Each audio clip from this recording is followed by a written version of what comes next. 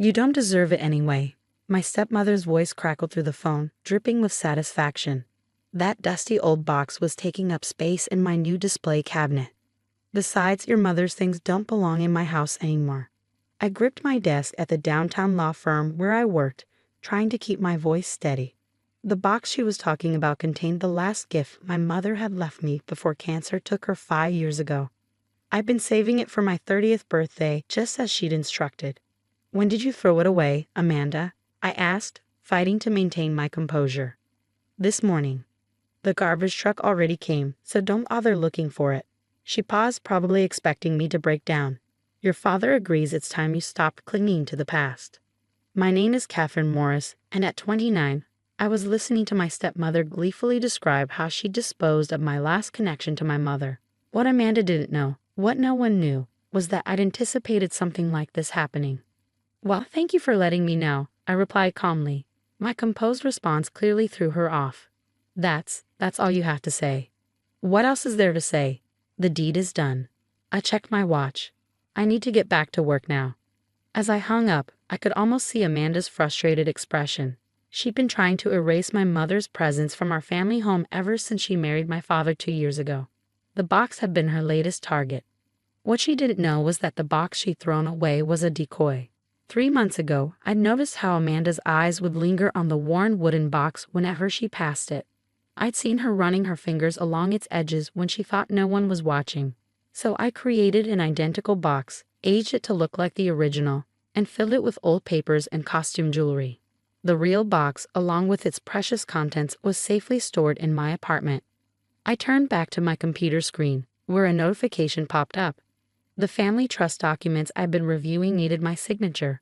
As one of the city's youngest corporate lawyers, I learned to protect what mattered, both for my clients and myself. My phone buzzed again. This time it was my father.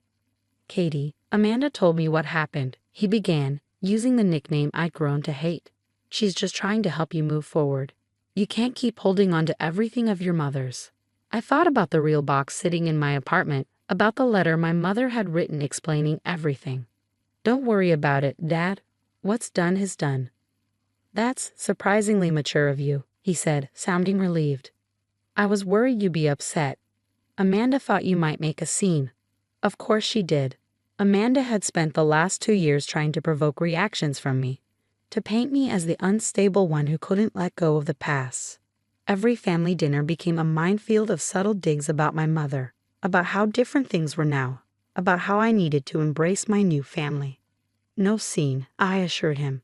"I have a meeting to get to." After hanging up, I pulled up my calendar. 3 days until my 30th birthday, the day my mother had specified I should open her gift. The timing of Amanda's little stunt wasn't coincidental. She'd probably been snooping through my mother's old papers and found a reference to the date. My assistant Sarah knocked on my office door. "Ms. Morris?" "The Wellington merger documents are ready for review." "Thanks, Sarah."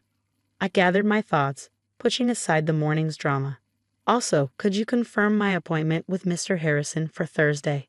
Mr. Harrison had been my mother's lawyer, and more importantly, he'd been the one who helped her set everything up before she died. He was the only other person who knew what was really in that box. The rest of the day passed in a blur of contracts and client meetings. Amanda called twice more, each time with a different version of events. First, she claimed she'd merely moved the box to the garage. Then she suggested perhaps it had been accidentally knocked into the trash. She was backpedaling, probably worried about how my father would react if he knew that she'd deliberately thrown it away. I let her calls go to voicemail. That evening, as I drove home to my apartment in the city's historic district, I thought about my mother's last days.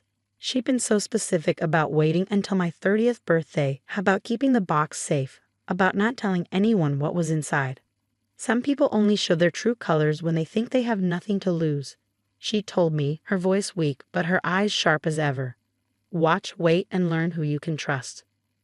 The lesson had served me well, especially after Amanda entered our lives. She'd swept in less than a year after my mother's death, all perfect smiles and designer outfits, promising to bring life back into this sad house. My father, still struggling with grief, had been an easy target. I parked my car and took the elevator to my floor, my heels clicking against the marble tiles. Inside my apartment, I went straight to my home office, opened the hidden safe behind my law school diploma, and took out the real box. It looked identical to the decoy Amanda had thrown away, but this one held something far more valuable than old papers and costume jewelry. I ran my fingers along the intricate carvings my mother had always loved, feeling the smooth wood beneath my touch. 3 more days. My phone buzzed with a text from Amanda. "Your father and I would like you to come to dinner tomorrow. We need to discuss some changes to the household arrangements." I could guess what those changes would be. With the box presumably gone, Amanda probably thought it was time to clear out the rest of my mother's things. Her books, her art, her presents. "Sorry, busy with work," I replied. "Maybe next week." Thursday couldn't come soon enough. Whatever was in this box, my mother had wanted me to wait until exactly the right moment to open it. She'd known, somehow, that Amanda would show her true colors, that my father would choose the path of least resistance, that I would need to be prepared. As I got ready for bed that night, another text came through, this time from my father. "Amanda's really trying, Katie. Give her a chance. She just wants what's best for this family." I didn't reply. Instead, I looked at the photo on my nightstand, my mother and me at my law school graduation, both of us beaming. She'd been so proud that day, even though she'd barely had the strength to attend the ceremony. "Remember, Catherine," she'd said afterward, using my full name as she always did when sharing something important. "Sometimes the best revenge isn't about getting even. It's about being prepared." 3 more days, and I would finally understand what she meant. Thursday morning dawned bright and clear, the day before my 30th birthday, and Amanda had escalated her campaign. She'd sent photos of my mother's books being packed into boxes, claiming she was donating them to make space for new memories. I let her play her games. My meeting with Mr. Harrison was scheduled for 2 p.m. As I sat in his office, the familiar scent of leather and old books brought back memories of sitting here with my mother during her final months. "Right on schedule," Mr. Harrison said, checking his watch. "Your mother would be proud of your punctuality." He pulled out a thick folder and placed it on his desk. "I assume Amanda made her move." I nodded, explaining about the decoy box. A small smile crossed his weathered face. "Brilliant, just like your mother would have done." He opened the folder. "Now, shall we discuss what's really in that box?"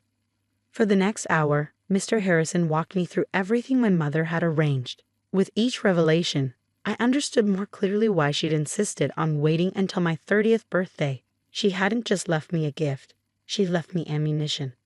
"The timing is crucial," Mr. Harrison emphasized. "Once you open that box tomorrow, things will move quickly. Are you ready for that?" "I've been ready for 5 years," I replied. When I returned to my office, there were 3 missed calls from Amanda and a text from my father. "Amanda's redecorating your old room. She thinks it's time for a proper guest space. You understand, right?" I did understand. Amanda was systematically erasing every trace of my mother, thinking she'd finally won. The room she was so eagerly redecorating held another surprise.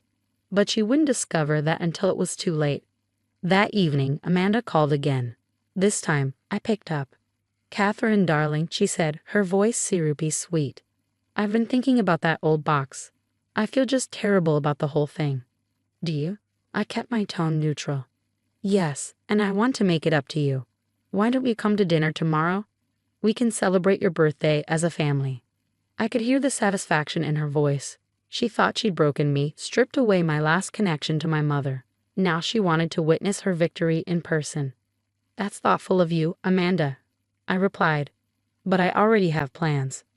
"Plans? But we're your family. Surely you can cancel whatever little arrangement you've made." "Actually, I'm having dinner with Mr. Harrison, Mom's old lawyer. He says there are some important matters we need to discuss." The silence on the other end was deafening. "Then, lawyer? What matters?" "Oh, just some paperwork Mom left.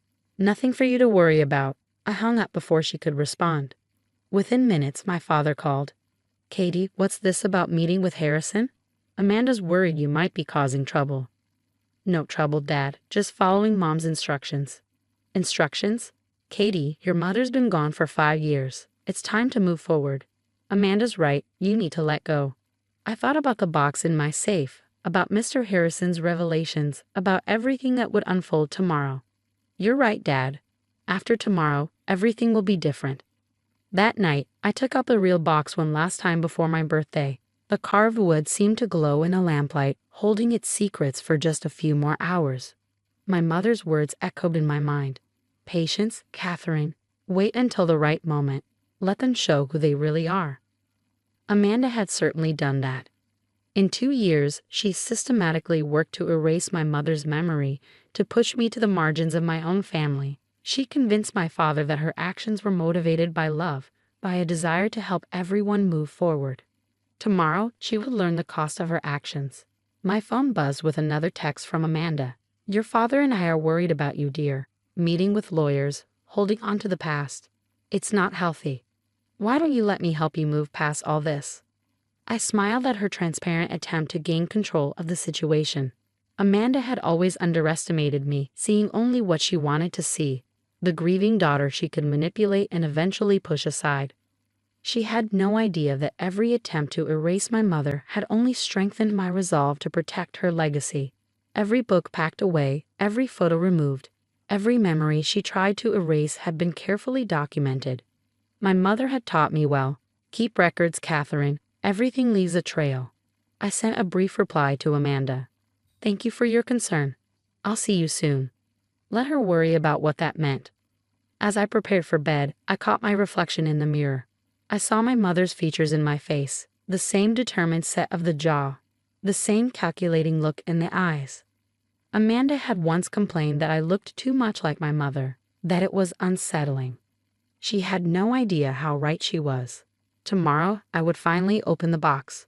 Tomorrow, everything my mother had planned would be set in motion. Tomorrow, Amanda would learn that her victory was an illusion. I settled into bed, thinking about how quickly things would change. Mr. Harrison's words echoed in my mind. Your mother was a brilliant woman, Catherine.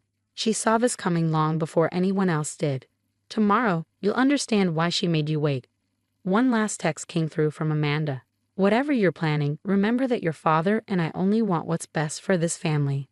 I didn't reply. Instead, I looked at my mother's photo one last time before turning out the light. Tomorrow, Mom, I whispered. Tomorrow they'll all understand. As I drifted off to sleep, I felt a sense of calm certainty. Amanda thought she won by throwing away a worthless decoy. She thought she finally erased my mother's presence from our lives. She was about to discover just how wrong she was. On the morning of my 30th birthday, I opened the real box. Inside, beneath layers of carefully preserved tissue paper, lay 3 items: a letter, a USB drive, and a set of documents that would change everything. My mother's elegant handwriting graced the envelope. For Catherine, when they show their true colors. The letter explained everything. My mother hadn't just been a talented artist. She'd been the silent majority shareholder of my father's company, something even he didn't know. She'd inherited it from her own father and had kept her ownership quiet, letting my father believe he was in complete control. The company was always meant for you, Catherine, she wrote. I've watched you grow, learn, and prepare yourself. Your father never saw it, too caught up in his own importance. Now it's time to take your place. The USB drive contained years of documentation. Board meeting minutes, financial records, evidence of my father's mismanagement, and most recently, proof of Amanda's interference in company affairs. She'd been pushing my father to make questionable decisions, preparing to position herself on the board. At exactly 9 a.m., I walked into my father's company headquarters. The security guard did a double take. I hadn't visited since my mother's death. Ms. Morris, we weren't expecting you. It's fine, James. Mr. Harrison is meeting me here. In the lobby, Amanda was berating a young receptionist about something trivial. She froze when she saw me. Catherine, what are you doing here? Attending the board meeting, I replied calmly. She laughed, that condescending sound I'd grown to hate. Board meeting? Don't be ridiculous. This is a private meeting for actual board members. Mr. Harrison stepped off the elevator, folder in hand. Actually, Mrs. Morris, Catherine has every right to be here. Shall we? The boardroom was full when we entered. My father sat at the head of the table, looking confused. Katie, what's going on? Mr. Harrison cleared his throat. Ladies and gentlemen, I'm here to announce a change in leadership. As of today, Catherine Morris is assuming her position as majority shareholder and CEO of Morris Enterprises. The room erupted in chaos. Amanda's face went pale. My father stood up, sputtering, "That's impossible. I own this company." "No, Dad," I said quietly. "Mom did. And now I do." Mr. Harrison distributed copies of the documents from my mother's box. Mrs. Eleanor Morris transferred all shares to her daughter, effective on her 30th birthday. The paperwork is ironclad. Amanda found her voice. "This is absurd. She can't just walk in here and take over. She knows nothing about running a company." I pulled out my laptop, connecting the USB drive to the projector. "Actually, I know quite a lot, including how you've been influencing Dad to make decisions that would benefit your friends' companies at our expense." The evidence was damning. Emails, recorded conversations, financial trails showing how Amanda had been positioning herself to gain control. My father sank back into his chair as years of manipulation came to light. "Eleanor knew what would happen," Mr. Harrison explained. "She prepared Catherine for this moment, made sure she had the education and experience needed. While you were busy erasing her memory, Catherine was learning everything about this company." Amanda turned to my father, desperate. "Richard, you can't let her do this. This was supposed to be our company." But my father was staring at the documents, recognition dawning in his eyes. All those board meetings Elle insisted on attending. The questions she asked, she owned it all along. "Yes," I said. "And she knew exactly what would happen after she was gone. That's why she made sure I would be ready." The board members were reviewing the evidence, their expressions shifting from shock to understanding. They'd watched my father's decisions become increasingly questionable under Amanda's influence. "Mr. Harrison," I addressed the room, "please proceed with the remaining announcements." He nodded. "Effective immediately, the board will be restructured. All recent appointments will be reviewed, and any decisions made under questionable influence will be reconsidered." Amanda stood up, shaking. "You planned this. That box, you knew I would throw it away." "No, Amanda. You did exactly what Mom predicted you would do. She knew someone would try to erase her from our lives, to take what she built. That's why she made me wait, watch, and learn." I turned to my father, who looked years older suddenly. "Dad, you have a choice. You can stay on as a consultant, or you can retire. Either way, things are changing." The security team arrived to escort Amanda out. As she passed me, she hissed, "This isn't over." "Actually it is," I replied. "By the way, you might want to pack your things from the house. That's mine too." Later that evening, sitting in what was now my office, I opened my mother's letter again. The last line brought tears to my eyes. "Remember, Catherine, the best revenge isn't about getting even. It's about rising above. You've always been destined for greater things than they could imagine. Happy birthday, my darling daughter. Show them who you really are." I looked out over the city skyline, thinking about how differently this birthday had turned out from what Amanda had planned. She thought throwing away a box would break me. Instead, she triggered exactly what my mother had prepared for. Sometimes the best gifts aren't the ones you can see. Sometimes they're the lessons learned while waiting for the right moment. My mother had taught me that, and now I would make sure her legacy lived on, not just in photographs and memories, but in the company she'd built and the daughter she'd prepared to lead it. Amanda had wanted to erase my mother's presence. Instead, she'd helped cement it forever.